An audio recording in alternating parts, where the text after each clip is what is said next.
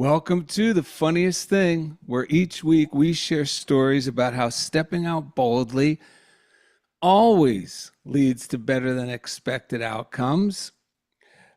And, oh, hold on. We share stories about how stepping out boldly always leads. That you just heard, folks, was actually letting you know that we are recording on, we're going actually live on YouTube again. So that's why you heard me say that twice, but we're just going to kick it off again for you. You just started listening to The Funniest Thing. And as you know, each week we share stories about how stepping out boldly always leads to better than expected outcomes.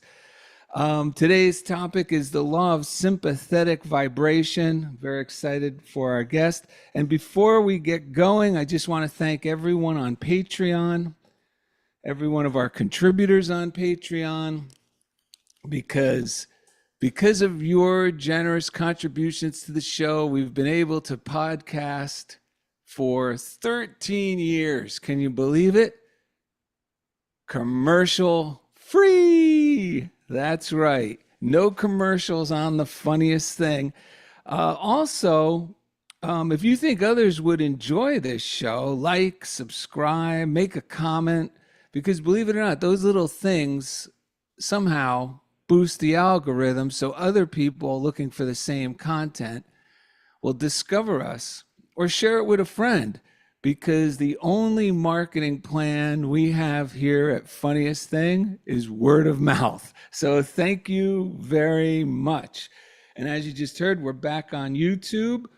Also, we love receiving letters and emails. We have two we received this week.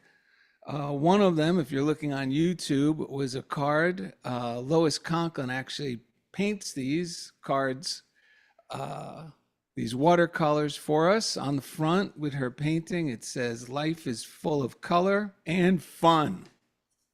And on the back, it says, "I am there when you pray and when you do not pray.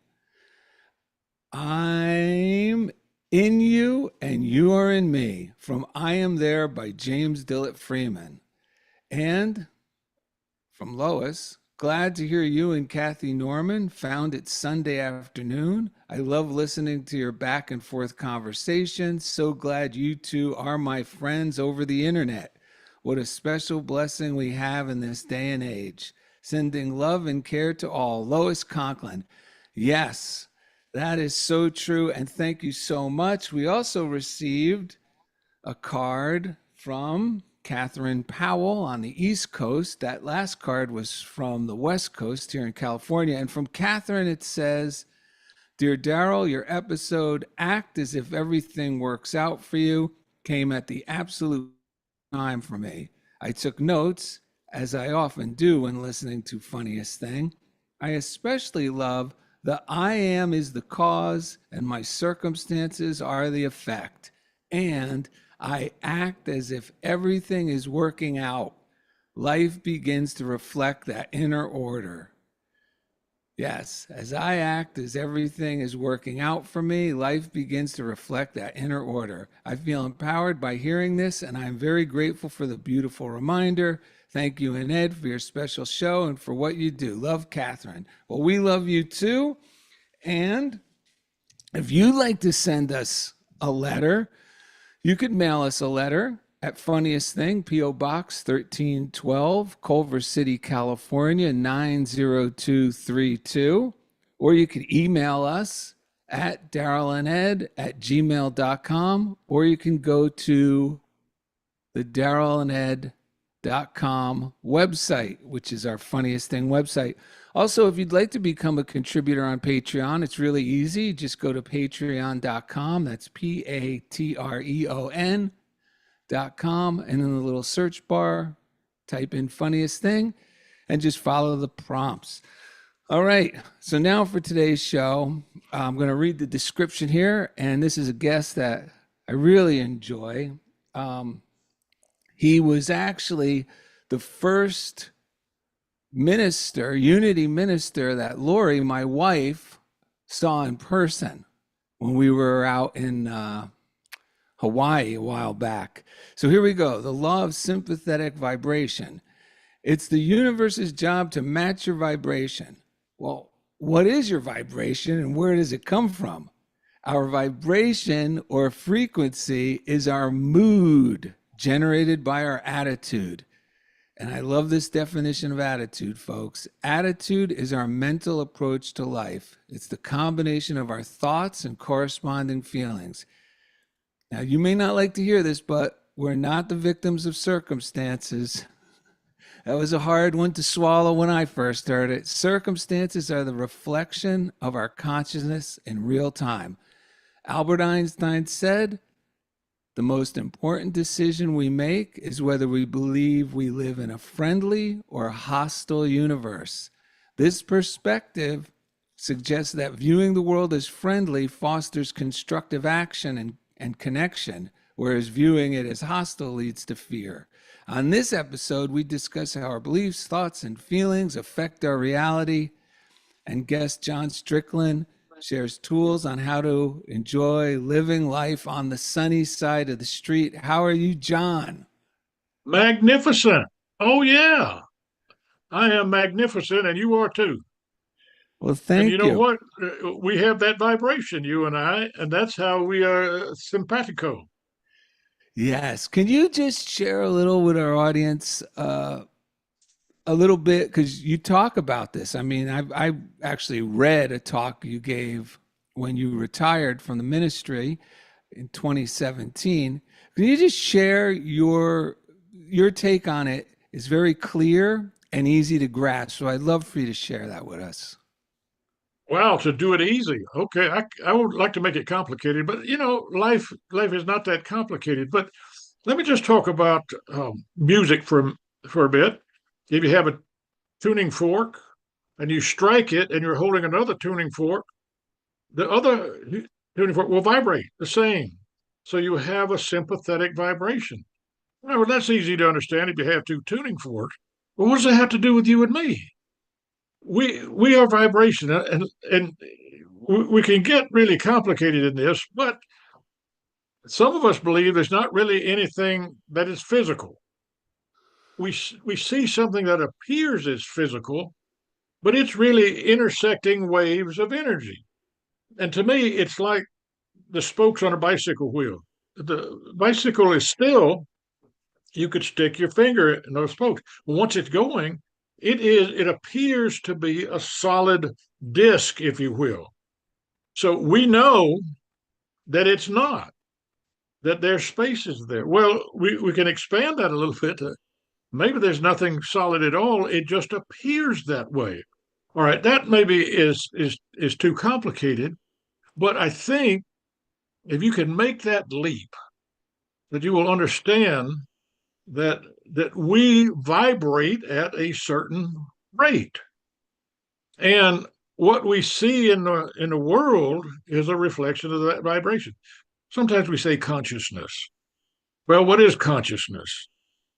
It's something that existed before us, and I'd like to say it's going to exist after us, but we're going to exist forever in different dimensions. So we have this vibration, and I think the idea is like this: if you look in a mirror, you don't like the reflection.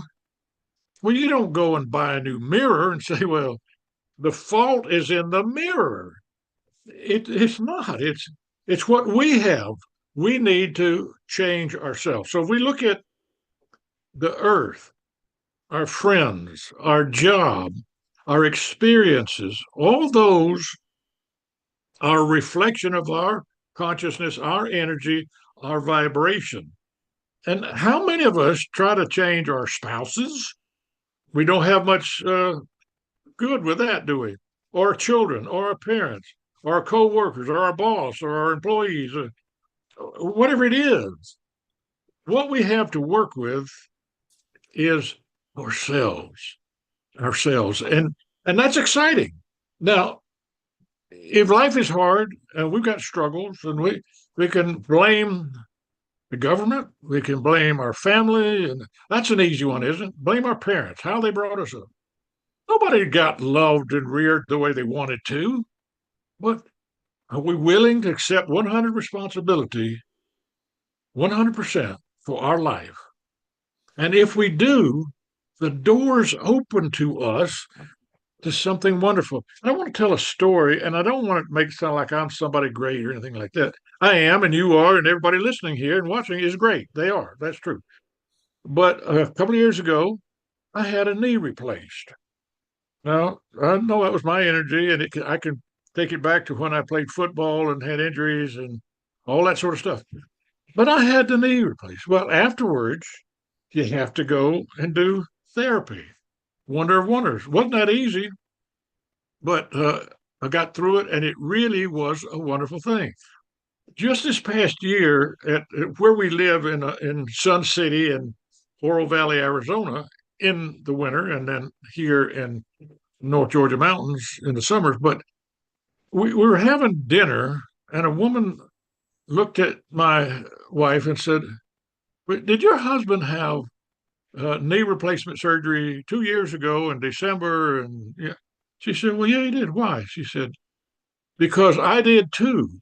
And in the rehab facility, every time he walked in, he lit up the room. Now that I didn't know that. I had no idea. But what she was saying, my energy, my vibration made it better for other people in there. It's a little scary when you no longer have the knee that you were born with, and some guy cuts out that knee and puts in a new knee. And by the way, I think humor is one of the great energies. And I said to my doctor, who's quite good, he said, and this surgery will be done robotically. And I said, oh, so you will set up the robot and you will go out in the parking lot and have a smoke and it will do the surgery and you'll come back when it's done. And he gave me if you remember your time in Hawaii, they have a term stink eye. He didn't think that was funny. Now his assistant thought that was hilarious. And I was saying, he's going to go out of the room and come back. And so the humor, it's a vibration that is healing, that is healing. And so um, we can do that. And in the midst of difficulty, if we can use humor, it can change things um, immeasurably. There was a psychiatrist who used to go around the country teaching people how to laugh. That we've forgotten to laugh, and so you teach people how to laugh.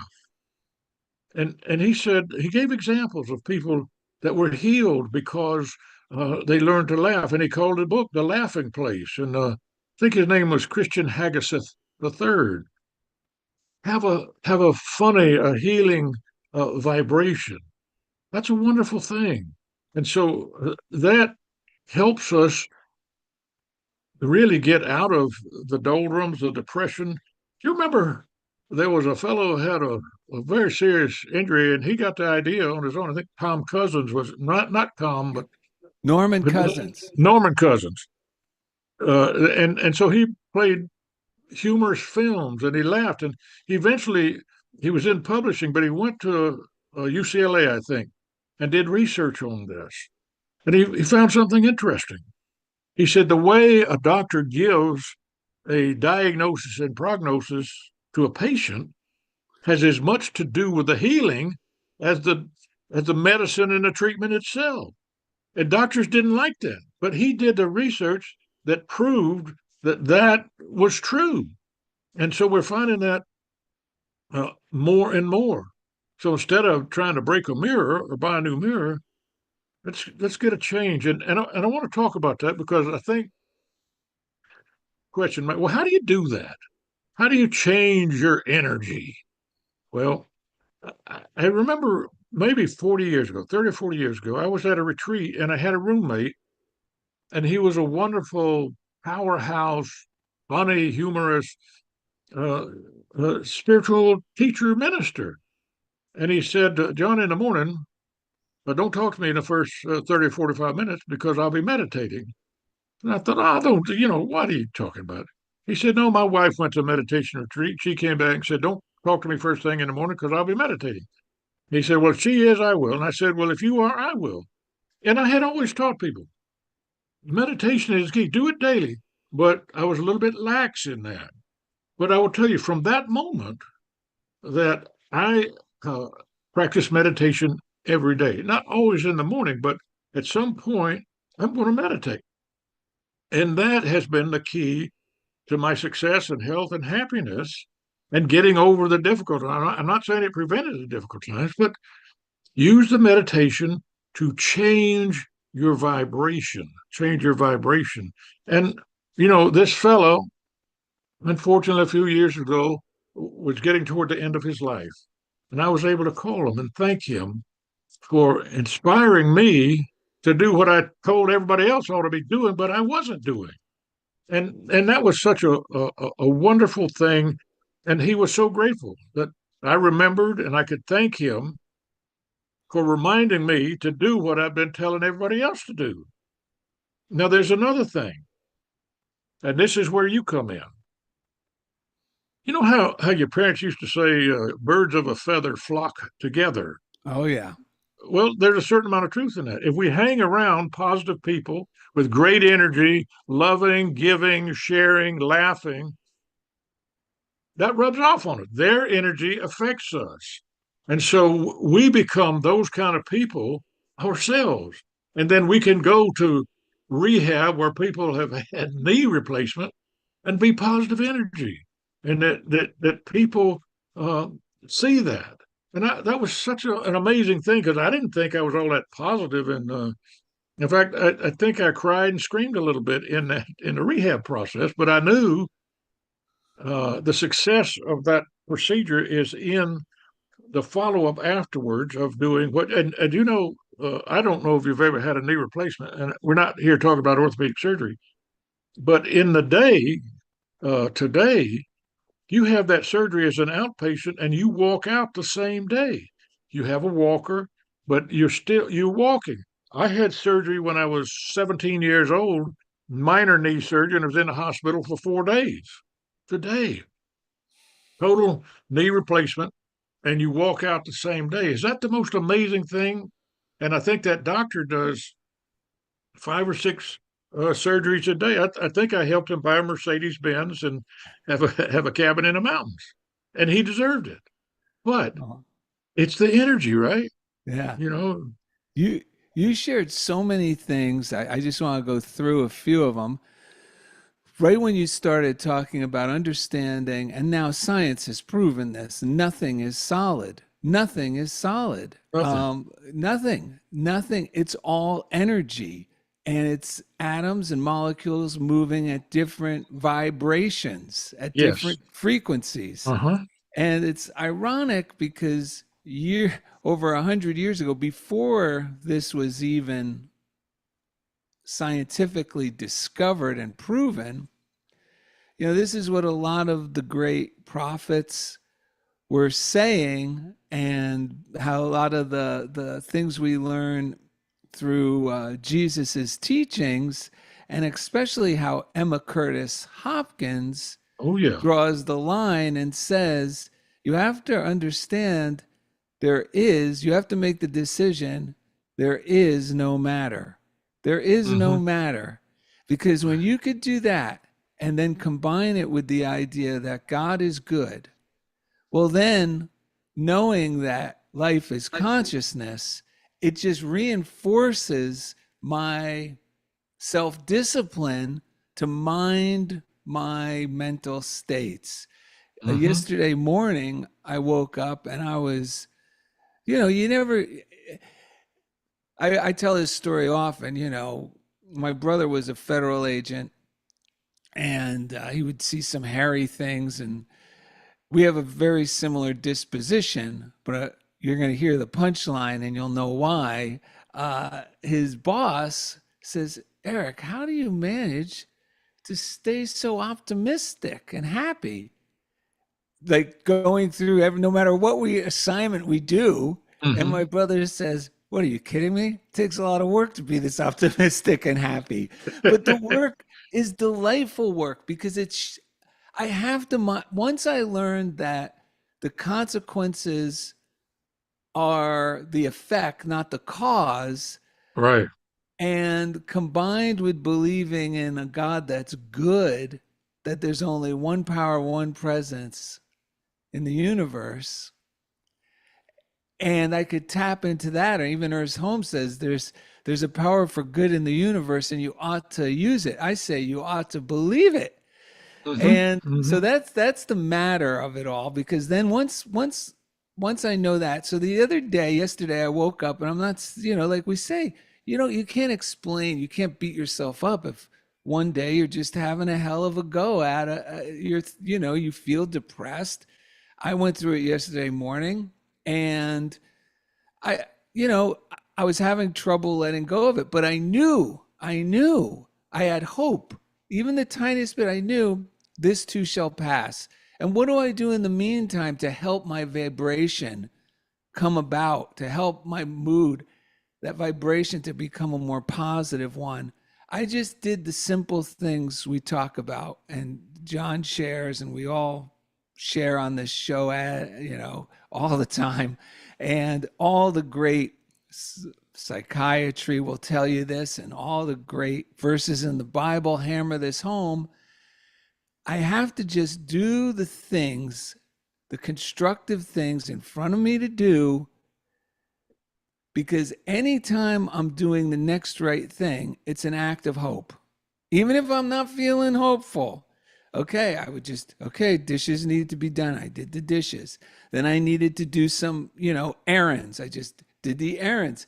And as I'm doing these things, there's that part of me now that knows for a fact, because I've been doing it long, this too shall pass. Yeah, I want to tell my wife, well, I don't know, I still feel bad, but I have to go, no, don't do that. That's just going to keep me in it. I don't want to stay in it. And what happened? Today I'm a different person. By last night, I was a different person, but today I'm like fully a different person. And I was feeling that in spite of knowing I had the show to look forward to, and a lot of other positive things in my life. I got a great prognosis from the doctor just the day before of, no, that saying that, yeah, the day before I got the best prognosis ever you could ever get from a doctor. And it still hit me. So I just want to let you know, you don't beat yourself up. You got to do like I do, like John does, like we all do, and treat yourself like a kind and loving grandma.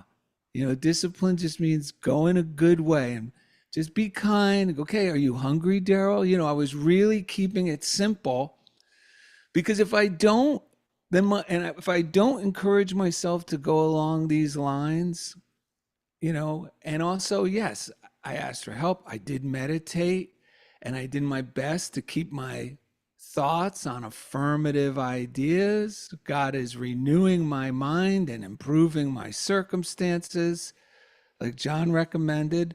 And it works. It works without fail. Like Reverend Ike said, you can't lose with this stuff I use. And what Johnny Coleman, who also went through the Unity ministerial school, of Johnny Coleman, of course you Hmm. do. Hmm. She would say it works if you work it. It's that simple. And now about humor and health. I just read a book. Actually, I listened to it on tape, but and it's called Rawhide Down, and it's about the assassination attempt on Ronald Reagan. And remember, he seemed to rebound from it so quickly. We just, I never really thought it was as, I knew it was serious. The man got shot. If you're in the military, you get shot with anything, it's not good. Yeah. Anywhere, it's not good. Anything can happen, starting with infection, even if it doesn't hit a major organ. So, uh, that being said, it was just, it came and it went. Well, this book shares the miracles. If you want to read a book about coincidence and Hmm. miracles that all came together, that he survived this. If just one thing was a millimeter Hmm. off or a second off, or if this particular Secret Service agent just hadn't volunteered to work that day and had just been this certain training. If they, I mean, it is a phenomenal read. Mm. And even though we know the outcome, I was on the edge of my seat. So, but here's the thing with humor. He's way more severely hurt, than you could imagine, because remember, it was in a relatively short time. Within a Hmm. month he was Hmm. on his feet. But he was seriously wounded.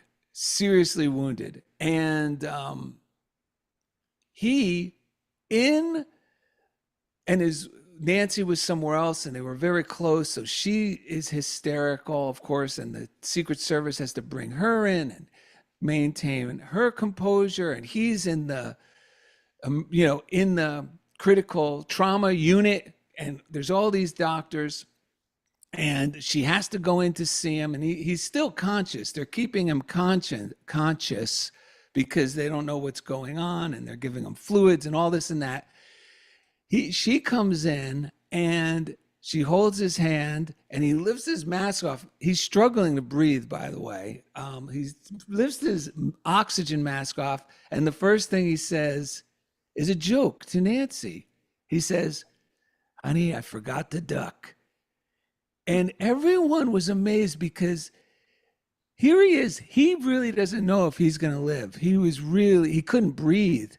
But instead of being in self pity, he diffuses her stress and theirs with that. And they were like, oh my God, this guy is, and he was a wonderful patient. He was very, accommodating when they would ask. He wasn't, they just couldn't believe it. So now they find out that, holy cow, there is a bullet in there. They didn't know if he had the bleeding wasn't stopping in his lungs, and they were filling up with blood. What's going on? And they found out that he got shot, but the entrance wound was so minuscule. It took another miracle. A young doctor just happened to get brought into the room where they couldn't figure out, is it, they're x-raying him, they can't find out what's going on, they're looking for the x-rays. But this guy had served in Vietnam, and he sees on the side of the president that there's this little slit that's not really bleeding, and he goes, he's been shot, because he's seen wounds like that before. So that saved time. So now they're reeling him in for surgery. They're telling him, we're going to have to take this out and do this and do that. He gets in. All the doctors now are around him, ready to, I'm okay, Mr. President, you're going to put you under and this and that. He takes off his mask and he goes, I hope you're all Republicans. And they all smiled. And the one doctor, the main surgeon, who was a full-on Democrat, he says, Mr. President, today we're all Republicans. But the thing, all these doctors and nurses, like you find out through this book, they said that put everyone at ease because everyone was so uptight. This is the president. What if it goes wrong? What will that do for my career? What will that do for me? How will I feel? Like his use of humor diffused everything. And they also say, in the book through the various stories, that his sense of humor was probably one of the most positive contributors, like you had mentioned, to Hmm. his recovery. And there's an old saying, I don't know if it's from one of the Greek philosophers. I have a suspicion it might have been Socrates, but I'm probably wrong. You could search on Google now and find everything. But the quote is, the doctor's job is to humor the patient while God does the work. Mm. I like it. I also have something about vibration, and the idea of the universe matching our vibration and how to help yourself get into a more pleasant vibration. This was a game changer for me because I was overwhelmed by life until I learned all this knowledge, that I stumbled upon while in the military. I was actually ordered to to go to a military rehabilitation center, but they were introducing me to Course in Miracles, the Daily Word. Mhm. One of the counselors there asked me where I was stationed and said, there's a Unity Church near you. I want you to go there. Can you be there on Wednesday nights when you don't have duty for the Course in Miracles class? I said, yeah, I'll go. And that was with David McClure at Unity of Diamond Head, which you followed right after him. I did. Um, so this is from, but understanding that life is the effect of my mental state means I am responsible. Before I Hmm. was just a victim. And the more Yeah. I Yeah. complained, the more of that evidence I got in my life because I was vibrating at the frequency of a victim. So the universe says, oh, okay, all right, I guess he's a victim. And I was getting more of that in my circumstances, more things to be a victim of. So I was determined to change my frequency.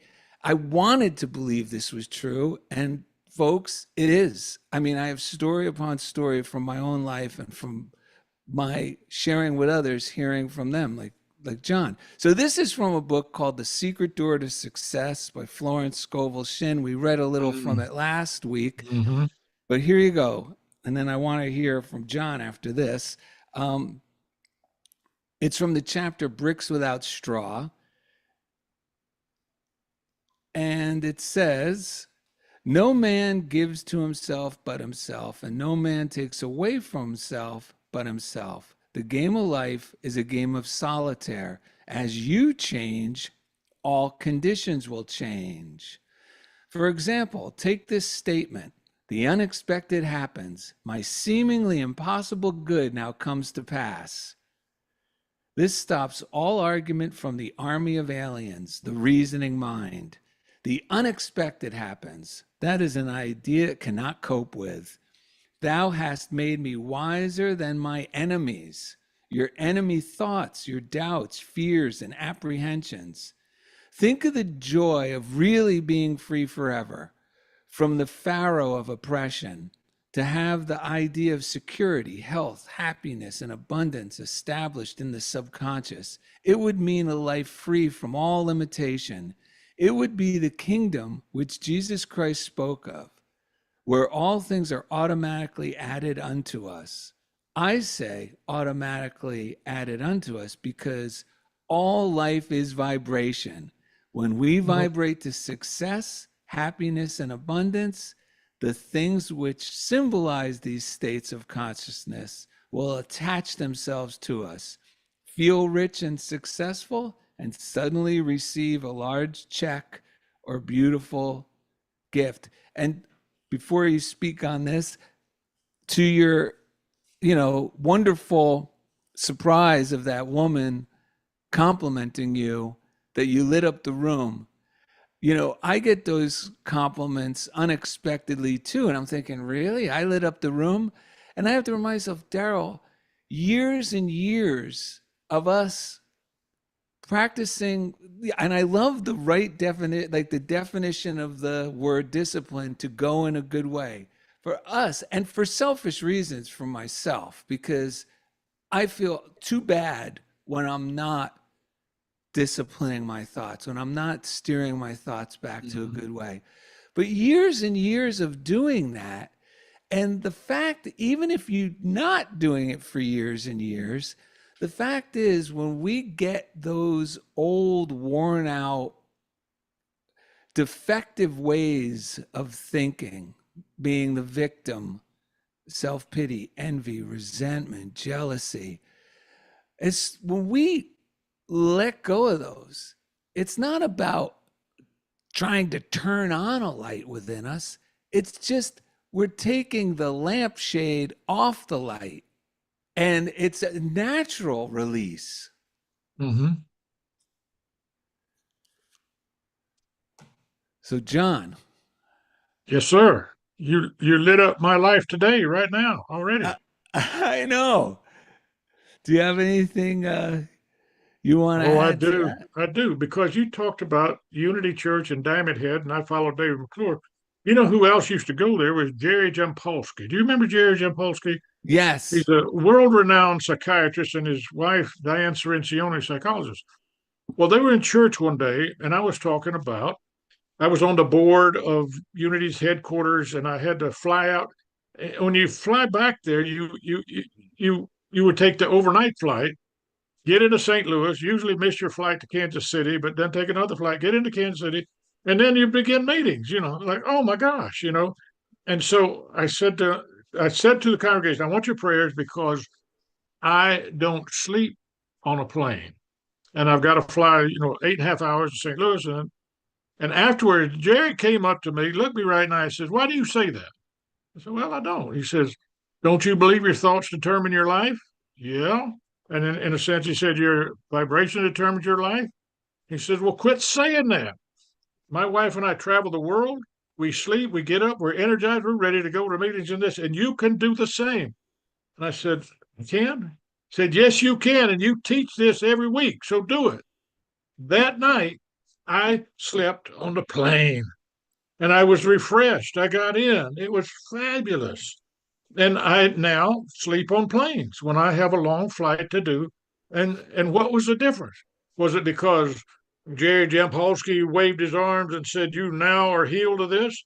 And they said, you change your thought, you change your vibration, and you could sleep. And you know what? When you're doing a night flight, it's a wonderful thing to sleep on the plane. You say, "Well, is that a big deal?" It is if you haven't done that, and then you try to, make board decisions for a worldwide organization, and your mind is just not there. And so that was one of the great gifts from Jerry Jampolsky to me uh, to do that. So again, this is real. This stuff works, and forget all the theory and all of there's no solidness. Try it. Yeah. Try changing your thinking, changing your vibration, changing your beliefs. It takes a little work to change your beliefs. And sometimes I have to really work on some beliefs about someone or something that I don't like the way they are and how I've let them control me, and they don't. I control me. Nobody else does that. And it's my vibration. Yeah. I have a couple of tools. One I've been using recently because a couple of things popped up unexpectedly that were not to my liking. So the tendency when that happens is to dig in, like, and start. This is not the healthy way, folks. I'm sharing the knee jerk reaction. And I also read something this week that was helpful, and it's your knee jerk reaction, that first response is not the real you. That reaction is not the real you. You gotta learn to don't react. Just take a minute.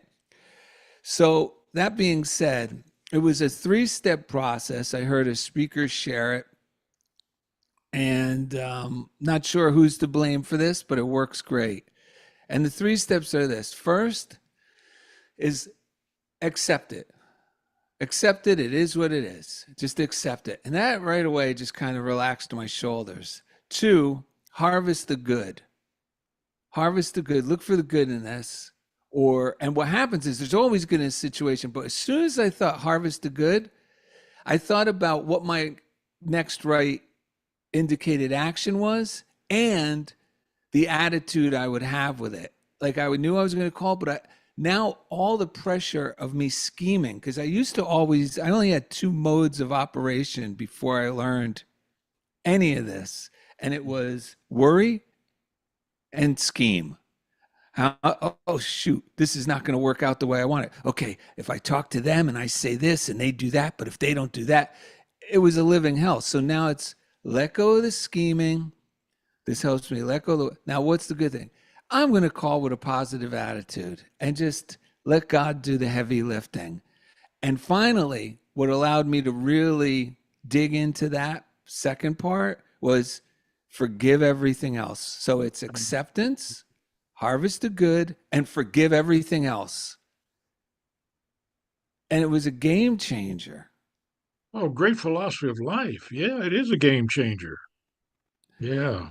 It was a game changer. The other thing I heard, and I do these practices, but I never put them together like this. It's a simple practice, and you might be reluctant and say, "Yeah, well, I do that," and that's because I'm talking for myself.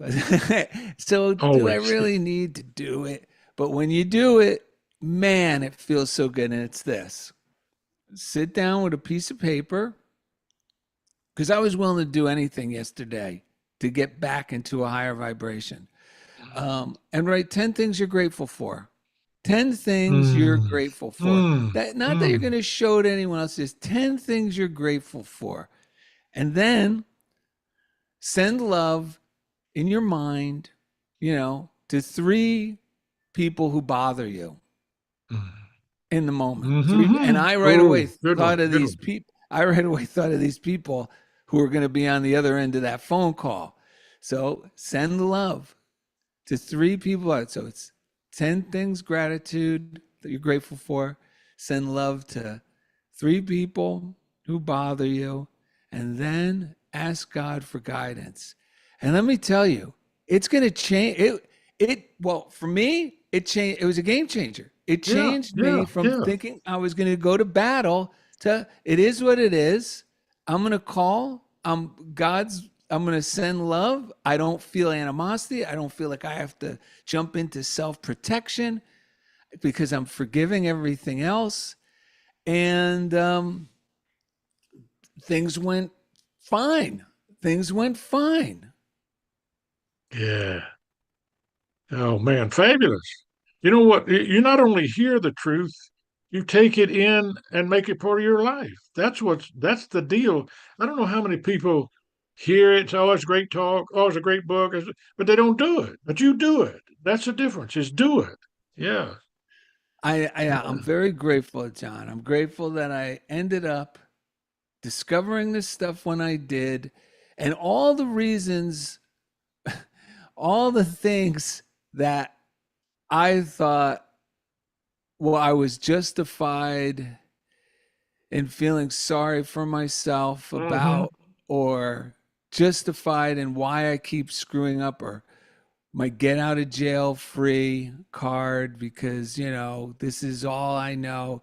All those things, my my father passing away when I was young, my mother gone when I was young, my grandfather, everyone gone. By the time I was 18, the hits just kept coming until Yeah, I yeah, was yeah. 18, and there was no grown-ups left.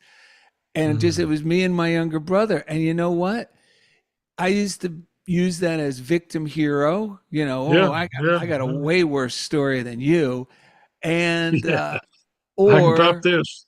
yeah, or uh the reason I'm always doing this is because X, Y, and Z. But I got to a point where I just couldn't handle it. Was living the way I was living felt so bad.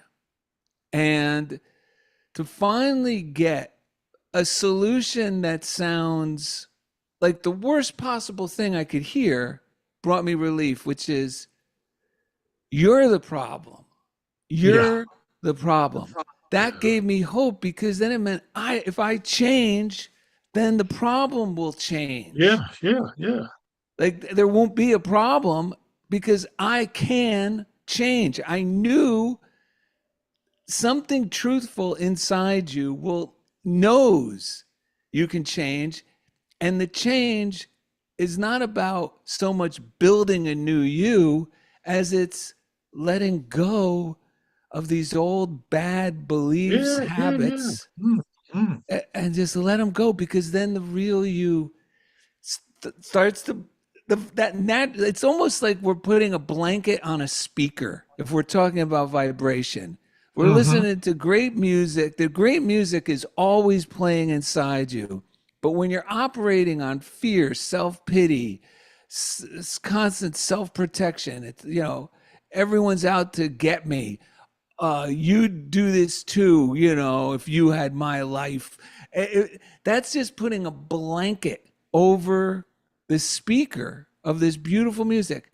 Well, once you're willing to let go of those old beliefs and defective ways of trying to maneuver through life based on fear, the blanket comes off. And now people will say to you, unbeknownst to you, you won't be trying to light up a room. You'll just be you, and you'll hear people go, you know what? It's always good to see you. Always brighten this place up. And you'll be like, how did I do that? Because you don't have to do it. You don't It's do it. just, Just, it's yeah. yeah, yeah, yeah. So Well, do you want to share anything else before we wrap things up, John? I do. I do. And this is in my church here in Atlanta that I had a person very distraught. She was supportive of me, but there are things going on in the church she was not happy with, and she needed to meet. And so I was going to meet with her.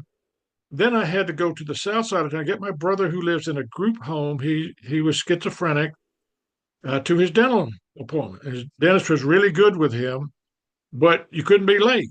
So I had this meeting that was going on, and I didn't want to cut it short until this person was complete. And I'm what do I do? So I got in the car, and I was breathing into my heart. We learned that from the Heart Math Institute. And I thought, there's no way you can get across town in Atlanta and back. But everything opened up. There was a wreck in front of me, but I was in the left lanes. I went past it, got him, and I'm running out of time. I'm going north on the freeway, and I got the message as I was breathing my heart, get off of this next exit. And my mind is saying, I can't get off because that's one exit short, and then we'll be late. I got off of that exit as I was going up. And so there was a big accident on the exit thought I was going to take. I got to the dentist. I was 6 minutes late. 10 minutes late, he wouldn't take you. Well, the staff got there 7 minutes late. So I got there before them. Had gone to a staff luncheon, and it took so everything worked out. But I had built up the thing. Oh, you can't get across town. There's going to be traffic. Oh, I can't get off here. And I was doing this. This part was not listening to this part. But when I listened to this part, it just worked out wonderful. And that was heart energy. That was changing my vibration about something intellectually. I knew you couldn't get there and get it all done, but I got it all done, or it all got done. I don't say I did it, Yeah. but it was a vibrational change, and It happened. Yeah. that's what I had to work with. I couldn't change traffic. I couldn't change the dentist. I couldn't change my brother, but it worked out. And you know what the big thing is? Gratitude. I was Yes. grateful. I was grateful. So the energy shift is what we have to work with, and we can work with it.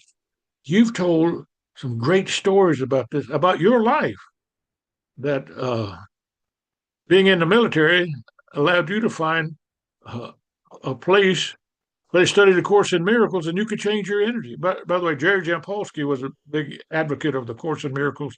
Yeah. One of the things I used to change mine is his mini course. It's like Yes. 16-day mini course. I do that, Yes. and I counseling people, do this, do this. It doesn't matter what the other is or is not doing. You do it. You change you, and the world will change. Yes. I could tell you so many times, especially here in LA with traffic, and I have an appointment, and I start feeling myself tensing up. I go, no, no, no, let it go.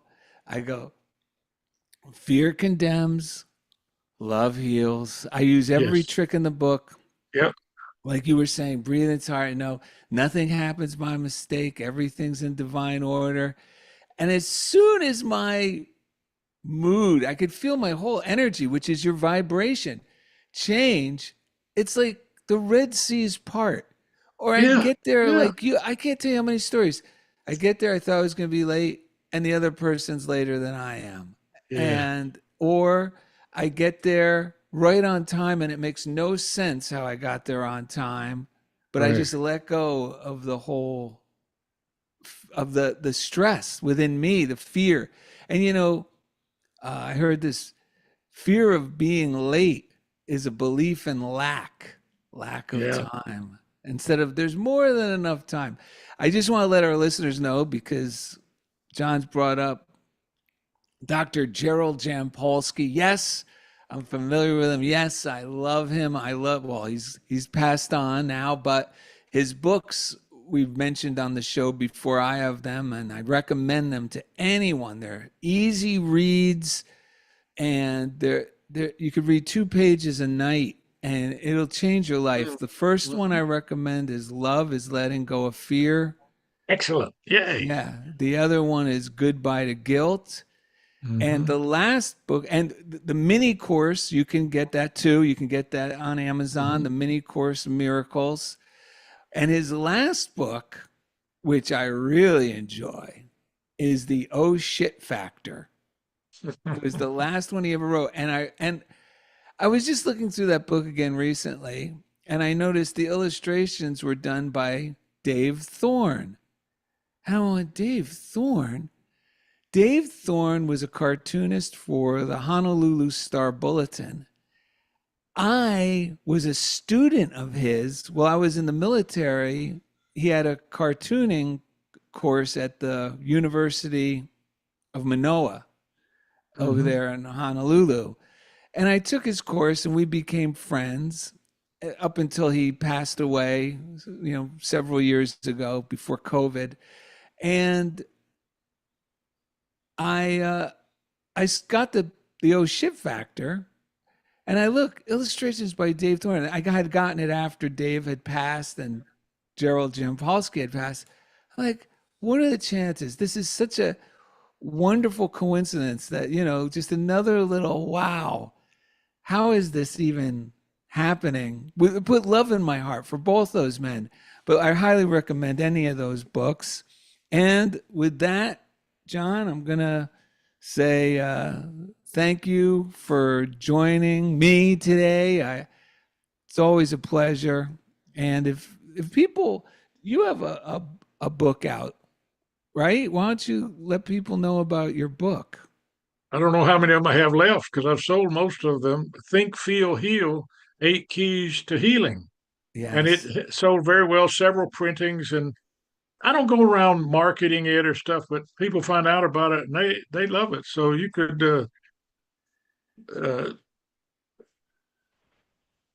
you could find me on Facebook and ask for one. And, I've found these are things I've found healing with. And they've helped a lot of people. And so that book, wow, I have a few of them left here, and I'd be happy to share them with anybody who wants one. Yeah, I recommend it. I have one. And with that, I want to say thanks everyone listening for being a part of Funniest Thing.